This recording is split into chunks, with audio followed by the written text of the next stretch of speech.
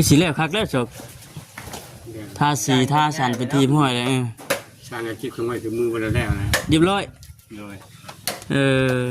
มีแต่หามือหายามบัดนี้ขึ้นกันได้ป่ะครับเอ้าไว้ได้ป่ะโอ้เจ้าขึ้นมือเช้าอันนี้ขึ้นเอามือใส่มันเสียดอกเพราะว่ามันก็เขาก็มีอยู่แล้วนะเนาะเป็นแบบง่ายๆแบบง่ายๆเนาะแบบไม่ต้องอย่างมากมายเลยในขั้นหาแล้วเนาะเพราะว่ามันก็เป็นมือดีแน่มือนี้มันซุกเลยก็มือวันที่9พ่อมือจบมืองามความแปลกเป็นเอาบุขึ้นไปบุขึ้นเป็นว่าบุขึ้นมื้อนี้ก็จะขึ้นมื้อใดบ่ซั่นเนาะคนตัวบุขึ้นเมื่อวานก็สิบุยมึงอยู่มึงเศร้าก็ได้ขึ้นไว้ซะสินอนก็นอนบ่นอนก็แล้วแต่หน่วยมื้อแรกนี่ฮุบพึกขึ้นนี่ได้เนาะมื้อแรกนี่เนาะว่าฟังไปได้อย่าลืมเด้ออันไอ้เด้อขึ้นไปนอนบ้านใหม่ขึ้นงามหลายบอกเลขนี่เด้อลูกสิฟันดีอยู่ใช่เด้อสุดเลยบ่ครับเอาจักซั่นเลยแล้วโอ้พี่น้องเอ้ยเข้ามาทางในพี่แห้งคักสมกับเพื่อนใหม่เพื่อนงามดีแน่นหนาจากที่เขาเบิ่งไม้เพนไม้บนโต๊ะนี่กับไม้ไม่เสร็จไม่ยังนี่เหนื่อยครับ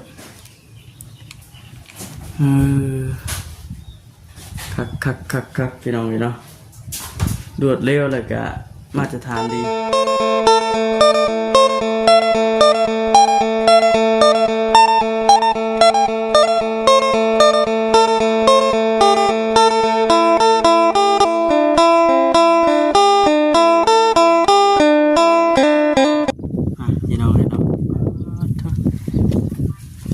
เรียบร้อยพี่น้องเลย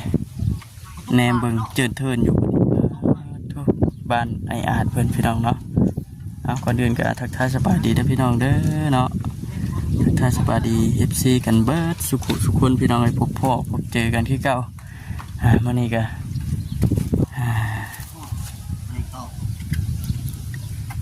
มารอบนี้เห็นอันพื้นคนดินเขาพื้นกองล่างเลยล่ะพี่น้องเลยเมื่อวานนี่ยังใส่บุบบ่มอยู่สั่งเพิ่นมาวันนี้มิดจิลีบัดมีแต่พนักงานคนดินเขากองล่างอย่างเดียวมิดสมอยบัดนี้แล้วคักเลยบ่สบายดีเด้อแล้วคักปัญญังบัดนี้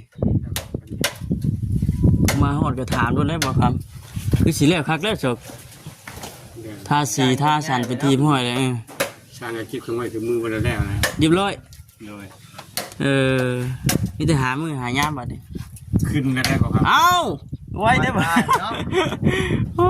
เจ้าขึ้นมือเช้าอันนี้ขึ้นเอามือใส่มันเสียดอกเพราะว่ามันก็เขาก็มีอยู่แล้วนะเนาะเป็นแบบง่ายๆแบบง่ายๆเนาะแบบไม่ต้องอย่างมากมายเลยในขั้นหาแล้วเนาะเพราะว่ามันก็เป็นมือดีแน่มือนี้มันซุกเลยก็มือวันที่9พ่อมือจบมืองามความแปลกเป็นเอาบุขึ้นไปบุขึ้นเป็นว่าบุขึ้นมื้อนี้ก็จะขึ้นมื้อใดบ่ซั่นเนาะคนตัวบุขึ้นเมื่อวานก็สิบุยมึงอยู่มึงเศร้าก็ได้ขึ้นไว้ซะสินอนก็นอนบ่นอนก็แล้วแต่หน่วยมื้อแรกนี่ฮุบพึกขึ้นนี่ได้เนาะมื้อแรกนี่เนาะว่าฟังไปได้อย่าลืมเด้ออันไอ้เด้อขึ้นไปนอนบ้านใหม่ขึ้นงามหลายบอกเลขนี่เด้อลูกสิฟันดีอยู่ใช่เด้อสุดเลยบ่ครับเอาจักซั่นเลยแล้วโอ้เนาะว่าเมื่อวานนี่ก็ยังเห็นชาเพิ่นลุยบุบบั่มอยู่นะช่วงค่ำๆแต่งขันหาขึ้นเลยครับเขาบ่มีก็เฮ็ดไปตามที่ตามคลองไปเลยเฮ็ดแบบบ่ต้องยังหลายเนาะมีแต่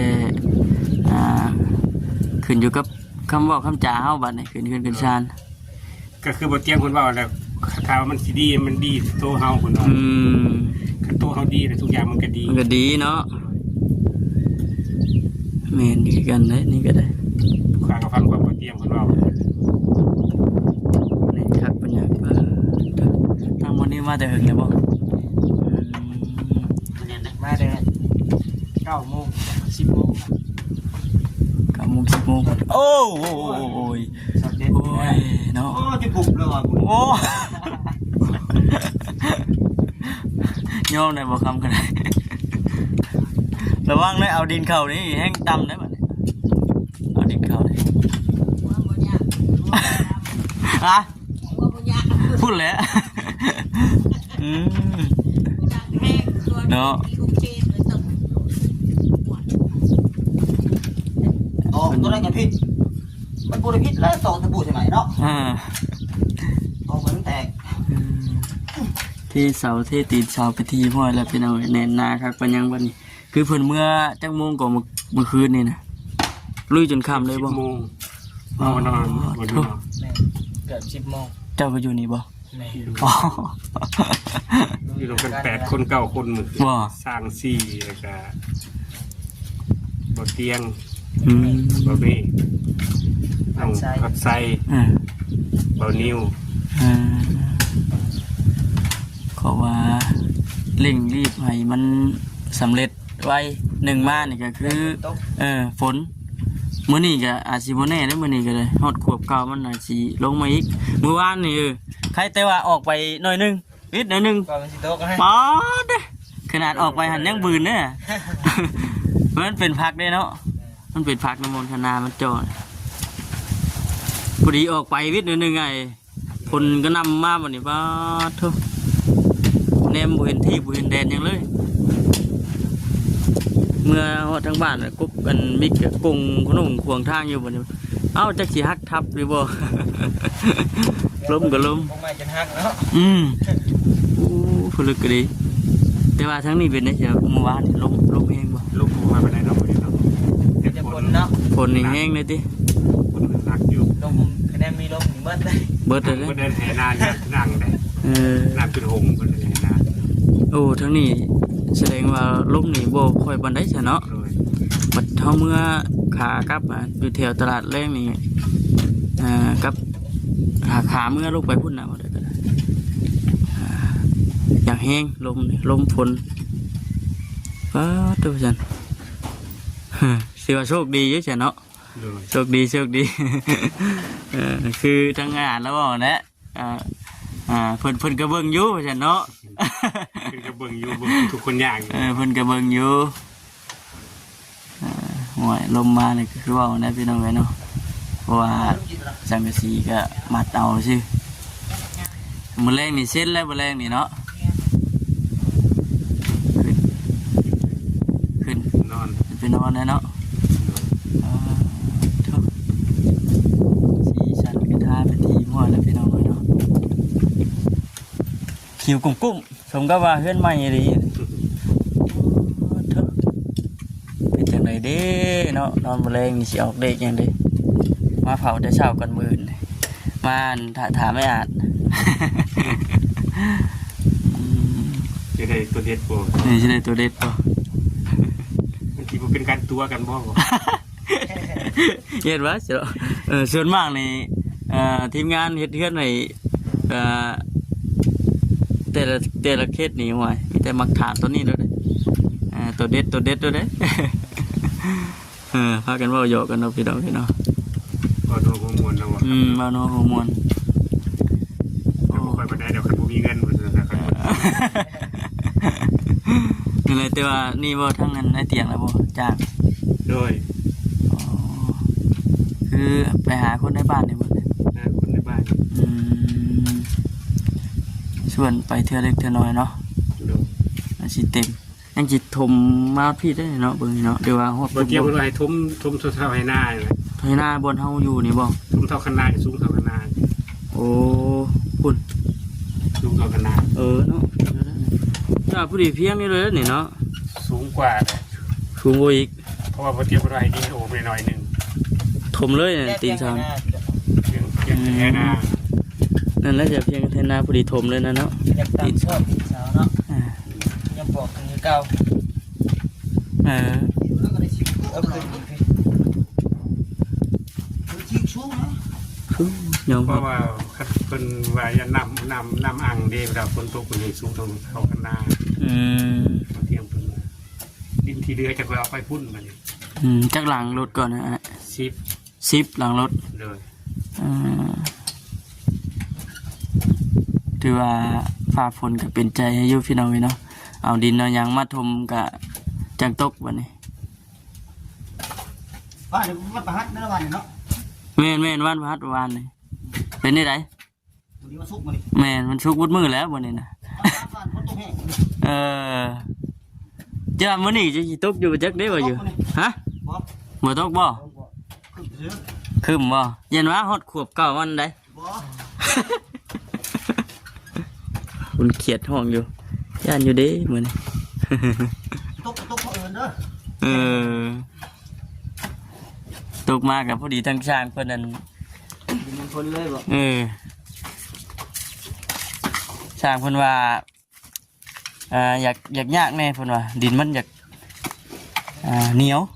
ทั้งมันเนี่ยอยากเหนียวอยู่เนาะช่างเนาะ เหนียวอยู่มันเหนียวยางมันเฮ็ดได้สัตว์เนาะ À, ถ้าว่ามันก็ออกมันก็มันตกลงมาก็บ่ได้กินมันก็สิอยู่สุกเก็บแน่ ทั้งนี่อยากบอกเลยว่าเหนียวพี่น้องเลยเนาะประมาณ2 ข้อมือ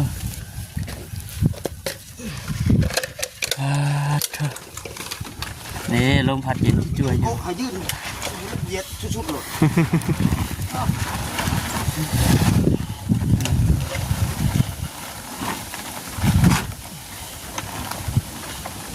จะมีล้อคักอยู่เนาะล้ออยู่สาบไปทางนั้นเอา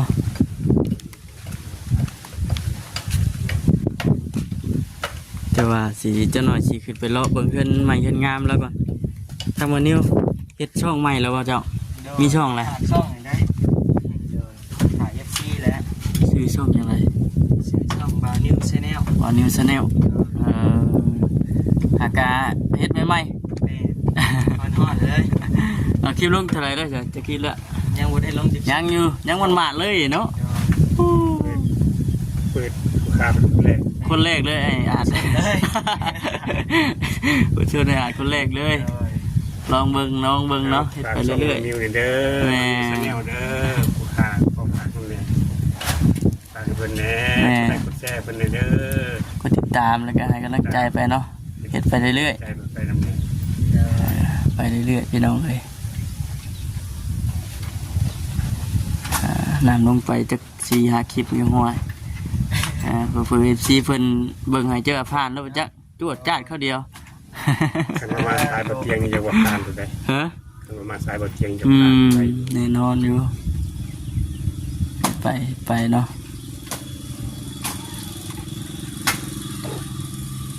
ไปจ้ะเดี๋ยวสีขึ้นไปเลาะเบิ่งก็ได้ขึ้นได้อยู่บ่อน เซิร์ชเลยบ่ ฮะ ทำ ขึ้นไปเบิ่งพายซีขึ้นไปเบิ่งเพื่อนก่อนเป็นจังไดนะพี่น้องเลยเนาะ สบายเลยบ่ทำ เถอะนี่แหละพี่น้องเลยเนาะแล้วมื้อวานนี่นะฝนตกน้ำจนอ่างตะล่างนี่ก็อ่างมันง่ายบ่นี่ อ่างเลย มันพื้นที่ต่ำอยู่แล้วเนาะมันก็อ่างอยู่แล้วเนาะใส่ค่าเล่งลงมานี่แห้งโว้ยพักเป็นยังตอนเพิ่นอันเทตีนชาวนี่เฮ็ดได้อันนี้นะบอก ทำไว้เลยครับเอาตีนลง อันนี้นะโอ้ ตีนแม่นไว้ อืม เป็นอายุ เนาะพี่น้องเลยไปขออนุญาตนำเด้อพี่น้องเลยเนาะขออนุญาตนำเด้ออ้ายเด้อ ขึ้นเบิ่งก่อนอ๋อทุกพี่น้องเอ้ยคักปานยังงามซ้ำสิตกฝนมื้อนี้บ่ย่านดอก โอ้ทุกพี่น้องเอ้ยเข้ามาทางในพี่แห้งคักสมกับเพื่อนใหม่เพื่อนงามดีแน่นหนาจากที่เฮาเบิ่งไม้เพนไม้บนโต๊ะนี่กับไม้นี่ไม่เสร็จไม่ยังนี่เนื้อครับ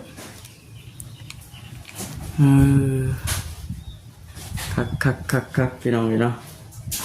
รวดเร็วเลยกะมาตรฐานดีสีนี่เลยที่ด้วยเห็นกันด้วย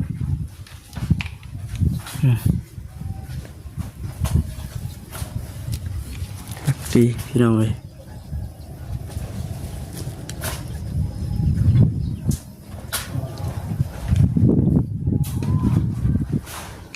เราขึ้นแรกเมื่อเช้านี้เราขึ้นแบบ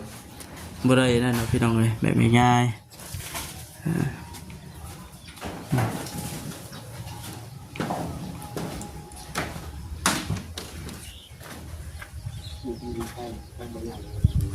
ครับ ถ้าเป็นเกิดกองตัวนั้นเพราะว่าตัวนี้มันหนาจะเป็นลิ้นเลย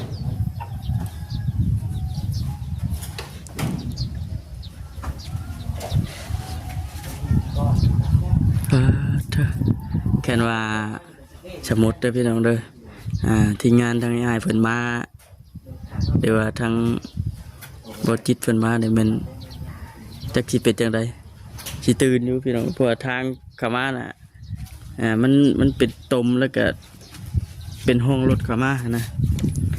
เพิ่นตั้งถอกหันบ่เนาะเดี๋ยวดินมันตั้งถอกบ่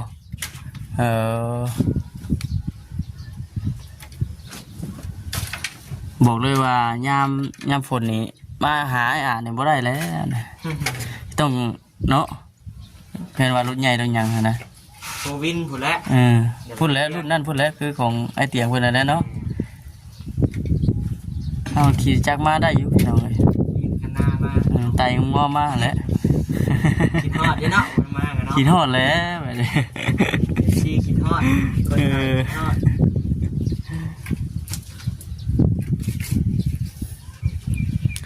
ว่าสร้างคือเงียบแล้ววันนี้ เนาะ เมื่อแล้วบ่แห้งเหรอ บุกแต่เช้าพุ่นดิเพิ่นก็ดิ แม่เยอะมากเลย เป็นมิโลเนาะมิโลยังว่าทุกคนเยี่ยมกูแต่มันเบิ่งไว้อยู่ บ่เพิ่นสิเบิ่งมาอยู่บ่ คือว่า แอนโลนี่ต้องครับดูเขามันอยู่ไกลครับเหนียวขึ้นแล้วว่าดีเนาะทึ่งๆนี่วัน2-3 เซน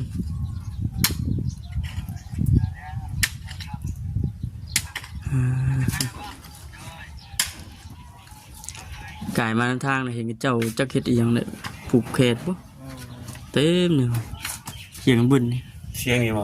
ขี้ไก่ อันนี้ได้เอาเว้น ใช่ว่า บ่เกี่ยวกับเจ้ามีงานผูกโขโตเขตนะสิล่ะท่านบ่ฉันเนาะ เสียงไก่ คนก็ตกมาพอดีให้รถใหญ่เข้าบ่ได้เนาะ นั่นแหละเดี๋ยวว่า พ นะ อดีคันรถน้อยเข้ามา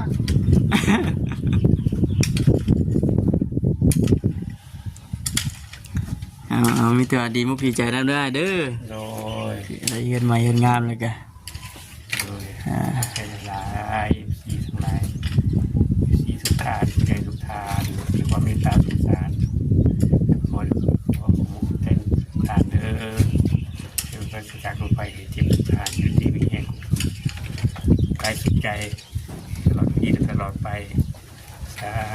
สาธุบ่เคยคิดกะบ่เคยคิดว่าเจ้าของสิได้ ได้เนาะ ก็ได้ ปลื้ม ปลื้ม ใจ ตื่นตันใจเนาะ ถ้าคิดว่ามันสิมาถึงปานนี้แล้วก็ทำเนาะ แม่นนะ คือผู้ค้าเรามาเป็นที่แรกนะ แม่น บริตั้งความหวังไว้สูงปานนี้นะ อืมนี่กะเหนือความคิดเฮา โดย